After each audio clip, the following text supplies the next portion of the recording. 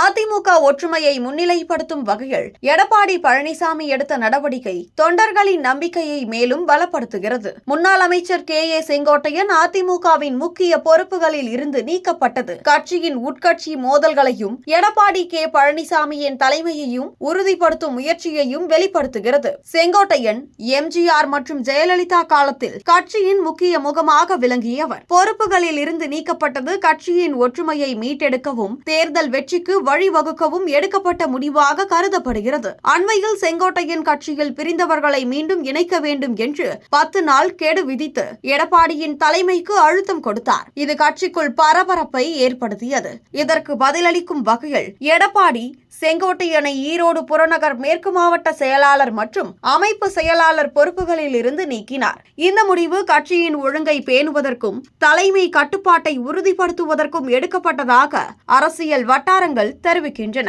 இதன் நன்மைகளாக எடப்பாடியின் தலைமையில் ஒருமித்த கருத்து உருவாக்கப்பட்டு கட்சி தொண்டர்களிடையே ஒற்றுமை உணர்வு பலப்படுத்தப்படுகிறது. மேலும் கட்சியில் உள்ள கருத்து வேறுபாடுகளை அடக்கி 2026 சட்டமன்ற தேர்தலில் வெற்றி இலக்கை அடைய வலுவான அடித்தளம் அமைக்கப்படுகிறது. செங்கோட்டையனின் நீக்கம் கட்சியின் உட்கட்சி ஜனநாயகத்தில் வெளிப்படைத்தன்மை குறித்த கேள்விகளை எழுப்பினாலும் எடப்பாடியின் இந்த அதிரடி முடிவு தலைமையின் மீதான நம்பிக்கையை வலுப்படுத்தி கட்சியை ஒருங்கிணைந்து முன்னெடுக்க உதவும் என்று எதிர்பார்க்கப்படுகிறது.